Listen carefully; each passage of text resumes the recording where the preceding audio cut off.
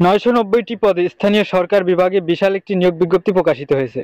তো চাকরি প্রার্থী ভাই বোনেরা, আপনারা যারা ভিডিওটি প্লে করে ফেলেছেন তারা অবশ্যই ভিডিওটি শুরু থেকে শেষ পর্যন্ত একটু স্কিপ না করে সম্পূর্ণ ভিডিওটি দেখবেন। আশা করি আপনাদের অনেক উপকার হবে। আসসালামু আলাইকুম, welcome to daily job news and preparation YouTube channel. আশা করি সবাই ভালো আছেন, আমি আলহামদুলিল্লাহ ভালোই আছি। তো ইতিমধ্যে আপনারা দেখতেই পাচ্ছেন যে আজকে আমি আপনাদের মাঝে হাজির হয়েছে একটি সরকারি চাকরির নিয়োগ বিজ্ঞপ্তি নিয়ে। আর নিয়োগ বিজ্ঞপ্তিটি হচ্ছে local government division LGD job circular 2025। তো এলজিডির আজকের এই বিশাল নিয়োগ বিজ্ঞপ্তিটি বিস্তারিত আলোচনা করব আপনাদের সাথে। তো শুরু থেকে শেষ পর্যন্ত ক্লিয়ারলি বুঝতে হলে সম্পূর্ণ ভিডিওটি দেখতে হবে। তো চলুন আমি আর কথা না বাড়িয়ে সরাসরি চলে যাচ্ছি নিয়োগ বিজ্ঞপ্তিতে। তো তার আগে daily job news and preparation YouTube চ্যানেলটি এখন পর্যন্ত সাবস্ক্রাইব করে না থাকলে অবশ্যই সাবস্ক্রাইব করে অল নোটিফিকেশনটি সেট করে রাখবেন এবং সকল প্রকার চাকরির নিয়োগ বিজ্ঞপ্তি এবং চাকরির প্রস্তুতিমূলক ভিডিও পেতে আমাদের সাথেই থাকবেন। তো চলুন আজকের ভিডিও যদি আপনার একটু কাজে লাগে তাহলে অবশ্যই একটি লাইক দিবেন এবং কোন জায়গা থেকে আমাদের ভিডিও দেখেন তা অবশ্যই কমেন্টে জানাবেন এবং আপনার ভাই বোন বন্ধু আত্মীয় স্বজন যারা চাকরি প্রার্থী আছে তাদের কাছে ভিডিওটি শেয়ার করতে ভুলবেন না। তো চলুন আমি নিয়োগ বিজ্ঞপ্তিটি নিয়ে একটু কথা বলি। চলে আসলাম নিয়োগ বিজ্ঞপ্তিতে। গণপ্রজাতন্ত্রী বাংলাদেশ সরকার, স্থানীয় সরকার, পল্লী উন্নয়ন ও সমবায় মন্ত্রণালয়, স্থানীয় সরকার বিভাগ, পৌর 1 শাখা, বাংলাদেশ সচিবালয়, ঢাকা। তারিখ 2 অগ্রহায়ণ 1432, 17 নভেম্বর 2025। নিয়োগ বিজ্ঞপ্তি। স্থানীয় সরকার বিভাগের আওতাধীন দেশের বিভিন্ন পৌরসভার জন্য নিম্নবর্ণিত শূন্যপদসমূহ সরাসরি নিয়োগের মাধ্যমে পূরণের নিমিত্ত পদের পার্শ্বে উল্লেখিত যোগ্যতা এবং বর্ণিত শর্তে প্রকৃত বাংলাদেশী নাগরিকদের নিকট হতে অনলাইনে http://lgd.teletalk.com.bd ওয়েবসাইটে আবেদনপত্র আহ্বান করা যাচ্ছে। অনলাইন ব্যতীত কোনো আবেদন গ্রহণ করা হবে না। তবে আর সেখানে এখন আমরা দেখব পদবিন্যাস এবং প্রয়োজনীয় শিক্ষাগত যোগ্যতা, অভিজ্ঞতা এবং শূন্য পদ সংখ্যা। এরপরে আমাদের আবেদন করার জন্য কিছু গুরুত্বপূর্ণ তথ্য প্রয়োজন, যেগুলো আমি ভিডিও শেষের দিকে রাখবো। তো অবশ্যই ভিডিওটি শেষ পর্যন্ত দেখে যাবেন। তো এখানে প্রথমে আছে পদের নাম ও বেতন, গ্রেড, বয়স এবং শূন্য পদ সংখ্যা এবং শিক্ষাগত যোগ্যতা ও অভিজ্ঞতা। 1 নম্বরে আছে পৌর নির্বাহী কর্মকর্তা, ক শ্রেণী, নবম গ্রেড, বয়সসীমা 18 থেকে 35 বছর, সর্বনিম্ন 18 বছর এবং সর্বোচ্চ 35 বছর এবং শূন্য পদ সংখ্যা 26টি। শিক্ষাগত যোগ্যতা ও অভিজ্ঞতা। স্বীকৃত বিশ্ববিদ্যালয় হতে দ্বিতীয় শ্রেণীর স্নাতকোত্তর ডিগ্রি সহ প্রশাসনিক কাজে 5 বছরের অভিজ্ঞতা থাকতে হবে। 2 নম্বরে হিসাব রক্ষণ কর্মকর্তা, নবম গ্রেড, বয়সসীমা সর্বনিম্ন 18 বছর এবং সর্বোচ্চ 32 বছর, শূন্য পদ সংখ্যা 31টি। শিক্ষাগত যোগ্যতা।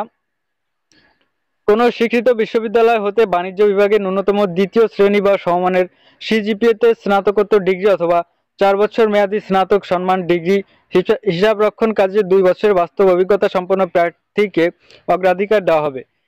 এসএ ডিগ্রিধারী ক্ষেত্রে বয়স শিথিলযোগ্য। 3 নম্বরে আছে সহকারী প্রকৌশলী, সিভিল, নবম গ্রেড, বয়সসীমা সর্বনিম্ন 18 বছর থেকে সর্বোচ্চ 32 বছর এবং শূন্য পদ সংখ্যা 84টি। শিক্ষাগত যোগ্যতা। পূর্ব প্রকৌশলে স্নাতক ডিগ্রি অথবা AMIEAO পূর্ব সেকশন পাস হতে হবে। তো 4 নম্বরে আছে মেডিকেল অফিসার, নবম গ্রেড, বয়সসীমা সর্বনিম্ন 18 বছর এবং সর্বোচ্চ 32 বছর। তো একটা কথা বলে রাখি ভিউয়ার্স, যে এখানে সবকটি পদের জন্যই কিন্তু আপনার বয়সসীমা সর্বনিম্ন 18 বছর এবং সর্বোচ্চ 32 বছর। তো এই বিষয়টি আমি আর অন্য পদের জন্য আলাদাভাবে বলছি না। তো যাই হোক, এখানে শূন্য পদ সংখ্যা আছে 177টি। শিক্ষাগত যোগ্যতা MBBS পাস, তবে প্রাথমিক স্বাস্থ্য পরিচর্যার কাজে অভিজ্ঞতা সম্পন্ন প্রার্থীদেরকে অগ্রাধিকার দেওয়া হবে। 5 নম্বরে আছে শহর পরিকল্পনাবিদ, নবম গ্রেড, এখানে শূন্য পদ সংখ্যা আছে 168টি। শিক্ষাগত যোগ্যতা ও অভিজ্ঞতা বিএসসি ইঞ্জিনিয়ারিং সহ টাউন প্ল্যানিং, রিজিওনাল প্ল্যানিং এ ডিপ্লোমা ডিগ্রিধারী হতে হবে অথবা নগর পরিকল্পনা বিষয়ে স্নাতক ডিগ্রি থাকতে হবে। 6 নম্বরে আছে সমাজ উন্নয়ন কর্মকর্তা, নবম গ্রেড, শূন্য পদ সংখ্যা 57টি। শিক্ষাগত যোগ্যতা স্বীকৃত বিশ্ববিদ্যালয় হতে সমাজ বিজ্ঞানের স্নাতকোত্তর ডিগ্রি অভিজ্ঞতা সম্পন্ন প্রার্থীদের অগ্রাধিকার দেওয়া হবে। 7 নম্বরে আছে উপ সহকারী প্রকৌশলী, সিভিল, দশম গ্রেড, শূন্য পদ সংখ্যা 77টি। শিক্ষাগত যোগ্যতা পুরো প্রকৌশল ডিপ্লোমা অথবা স্বীকৃত প্রতিষ্ঠান হতে সমমানের শিক্ষাগত যোগ্যতা থাকতে হবে। 8 নম্বরে আছে উপসহকারী প্রকৌশলী বিদ্যুৎ, 10ম গ্রেড, শূন্য পদসংখ্যা 122টি, শিক্ষাগত যোগ্যতা বিদ্যুৎ প্রকৌশল ডিপ্লোমা অথবা স্বীকৃত প্রতিষ্ঠান হতে সমমানের শিক্ষাগত যোগ্যতা থাকতে হবে। 9 নম্বর আছে উপসহকারী প্রকৌশলী যান্ত্রিক, 10ম গ্রেড, শূন্য পদসংখ্যা 81টি, শিক্ষাগত যোগ্যতা যান্ত্রিক প্রকৌশল ডিপ্লোমা অথবা স্বীকৃত প্রতিষ্ঠান হতে সমমানের শিক্ষাগত যোগ্যতা থাকতে হবে। 10 নম্বর আছে পৌর নির্বাহী কর্মকর্তা, খ শ্রেণী, 10ম গ্রেড, শূন্য পদসংখ্যা 20টি, শিক্ষাগত যোগ্যতা স্বীকৃত বিশ্ববিদ্যালয় হতে দ্বিতীয় শ্রেণীর স্নাতকোত্তর ডিগ্রি সহ প্রশাসনিক কাজে বাস্তব অভিজ্ঞতা সম্পন্ন প্রার্থীদের অগ্রাধিকার দেওয়া হবে।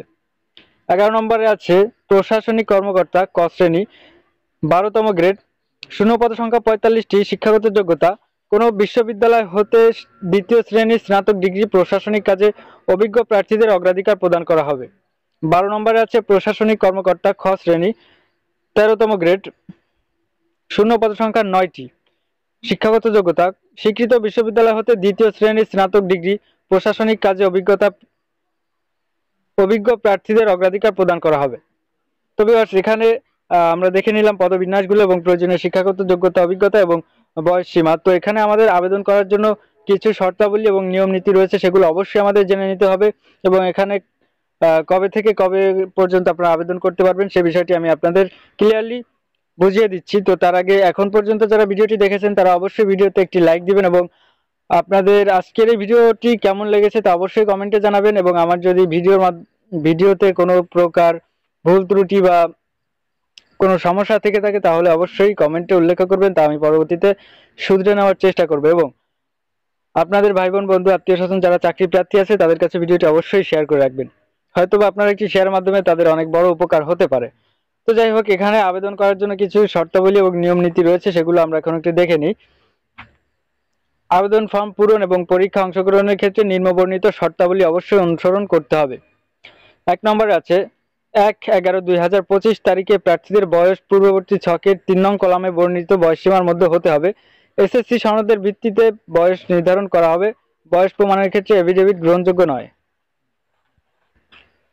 2 নম্বর আছে চাকরির আবেদন ফর্মে অ্যাপ্লিকেশন কপি প্রার্থীর অর্জিত সকল শিক্ষাগত যোগ্যতা উল্লেখ করতে হবে, অন্যথায় চাকরির জন্য নির্বাচিত হলে আবেদনে উল্লেখিত সনদ ব্যতীত চাকরির আবেদনের পূর্বে অর্জিত অন্যান্য শিক্ষাগত যোগ্যতা সনদপত্র অন্তর্ভুক্ত করার কোনো সুযোগ থাকবে না।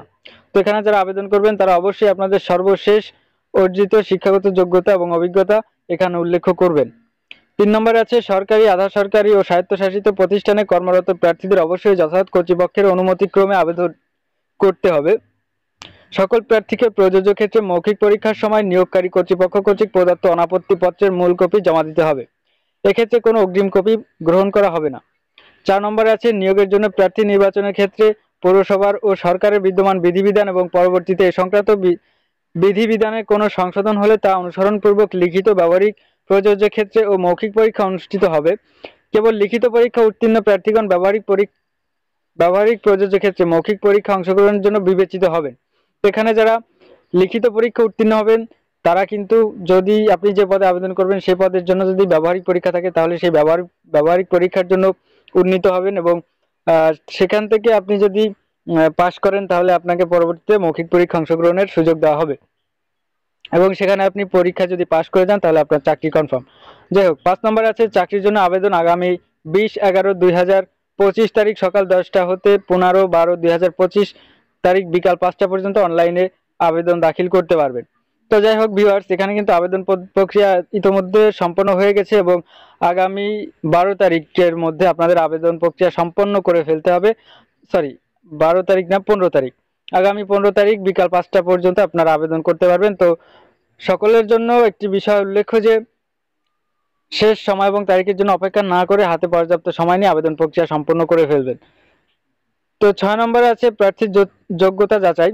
প্রার্থী কর্তৃক প্রদত্ত কোনো তথ্য বা দাখিলকৃত কাগজপত্র জাল, মিথ্যা বা ভুয়া প্রমাণিত হলে কিংবা পরীক্ষায় নকল বা অসৎ উপায় অবলম্বন করলে সংশ্লিষ্ট প্রার্থীর প্রার্থিতা বাতিল করা হবে এবং তার বিরুদ্ধে যথাযথ আইনানুগ ব্যবস্থা গ্রহণ করা হবে। ভুল তথ্য, জাল কাগজপত্র প্রদর্শিত হলে পরীক্ষা উত্তীর্ণ যে কোনো প্রার্থীর প্রার্থিতা বাতিল করার ক্ষমতা কর্তৃপক্ষ সংরক্ষণ করেন। মৌখিক পরীক্ষার সময় নিম্নবর্ণিত কাগজপত্রের মূল কপি প্রদর্শনপূর্বক প্রতিটির একটি করে সত্যায়িত ফটোকপি দাখিল করতে হবে। তো কাগজপত্রগুলো একটু দেখে নিই। ক, প্রার্থীর সকল শিক্ষাগত যোগ্যতার সনদপত্র, প্রযোজ্য ক্ষেত্রে অভিজ্ঞতার সনদপত্র সহ। খ নম্বরে, প্রার্থীর যে ইউনিয়ন, পৌরসভা, সিটি কর্পোরেশন, ক্যান্টনমেন্ট বোর্ডের বাসিন্দা, সেই ইউনিয়ন পরিষদের চেয়ারম্যান, প্রশাসক বা পৌরসভার মেয়র, প্রশাসক বা সিটি কর্পোরেশন ওয়ার্ড কাউন্সিলর, আঞ্চলিক নির্বাহী কর্মকর্তা বা ক্যান্টনমেন্ট বোর্ডের প্রধান নির্বাহী কর্মকর্তা কর্তৃক প্রদত্ত নাগরিকত্ব সনদপত্র। গ নম্বরে, মহিলা কোটা ব্যতীত অন্যান্য সকল কোটার দাবি সমর্থনে প্রার্থীকে সর্বশেষ নীতিমালা অনুযায়ী যথাযথ কর্তৃপক্ষ কর্তৃক প্রদত্ত সনদ ও প্রমাণপত্রের সত্যায়িত ছায়ালিপি দাখিল নিয়ে যেতে হবে, সঙ্গে নিয়ে যেতে হবে। এখানে ইউনিয়ন পরিষদের চেয়ারম্যান, প্রশাসক বা পৌরসভার মেয়র, প্রশাসক বা সিটি কর্পোরেশনের ওয়ার্ড কাউন্সিলর, আঞ্চলিক নির্বাহী কর্মকর্তা বা প্রথম শ্রেণীর গেজেটেড কর্মকর্তা কর্তৃক প্রদত্ত চারিত্রিক সনদপত্র সঙ্গে নিয়ে যেতে হবে এবং জাতীয় পরিচয়পত্র এর সত্যায়িত অনুলিপি। চ নম্বরে, অনলাইনে পূরণকৃত আবেদনপত্রের কপি সঙ্গে নিয়ে যেতে হবে। তো এখানে 7 নম্বরে আছে, দেখুন, বিজ্ঞাপনে উল্লেখিত পদসমূহের চূড়ান্ত সুপারিশ প্রণয়নের ক্ষেত্রে সরকারের সর্বশেষ কোটা নীতি অনুসরণ করা হবে। 8 নম্বরে, নিয়োগের ক্ষেত্রে সরকারের বিদ্যমান সকল বিধিবিধান এবং পরবর্তীতে এতদ সংক্রান্ত বিধিবিধানে কোনরূপ সংশোধন হলে তা অনুসরণ করা হবে। 9 নম্বর, যদি কোনো প্রার্থী বাংলাদেশের নাগরিক না হন কিংবা বাংলাদেশের নাগরিক নন এমন কোনো ব্যক্তিকে বিয়ে করেন বা করার জন্য প্রতিশ্রুতিবদ্ধ হন কিংবা কোনো ফৌজদারি আদালত কর্তৃক নৈতিক সলঞ্জনিত অভিযোগে দণ্ডিত হন কিংবা কোনো সরকারি বা স্বায়ত্তশাসিত প্রতিষ্ঠান বা স্থানীয় কর্তৃপক্ষের চাকরি হতে বরখাস্ত হয়ে থাকেন, তবে তিনি আবেদন করার জন্য যোগ্য বিবেচিত হবেন না। 10 নম্বর আছে, যে কোনো তদবির প্রার্থীর অযোগ্যতা বলে বিবেচিত হবে। 11 নম্বর আছে, লিখিত ব্যবহারিক মৌখিক পরীক্ষা অংশগ্রহণের জন্য কোনো প্রকার ভাতা টিএডিএ প্রদান করা হবে না। 12 নম্বর, আবেদনপত্র গ্রহণ বা বাতিল করার ক্ষেত্রে কর্তৃপক্ষের সিদ্ধান্তই চূড়ান্ত বলে গণ্য হবে। 13 নম্বর, নিয়োগকারী কর্তৃপক্ষ বিজ্ঞপ্তিতে উল্লেখিত পদের সংখ্যা হ্রাস বৃদ্ধি, বিজ্ঞপ্তির কোনো পর্ব বা অনুচ্ছেদের সংযোজন, সংশোধন, পরিবর্তন, পরিমার্জন, বিজ্ঞপ্তির নিয়োগ প্রক্রিয়া কোনো কারণ দর্শানো ব্যতি রেখে স্থগিত বাতিল করার সম্পূর্ণ অধিকার সংরক্ষণ করেন। 14, অনলাইনে আবেদনপত্র পূরণ সংক্রান্ত নিয়মাবলী।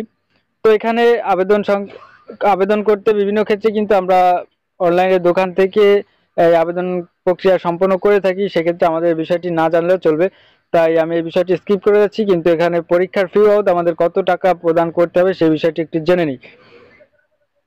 তো দেখুন, ছকে 1, 2, 3, 4, 5, 6, 8, 9, 10 ক্রমিক নম্বরের জন্য পরীক্ষার ফি বাবদ 200 টাকা, টেলিটকের সার্ভিস চার্জ বাবদ 23 টাকা সহ অফেরতযোগ্য মোট 223 টাকা এবং 11 নং ক্রমিক নম্বরের জন্য পরীক্ষার ফি বাবদ 150 টাকা এবং টেলিটকের সার্ভিস চার্জ বাবদ 18 টাকা সহ অফেরতযোগ্য 168 টাকা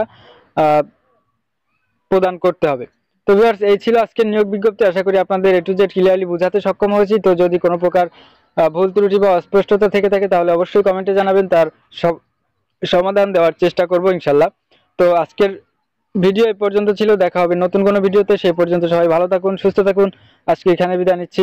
আল্লাহ হাফেজ, আসসালামু আলাইকুম।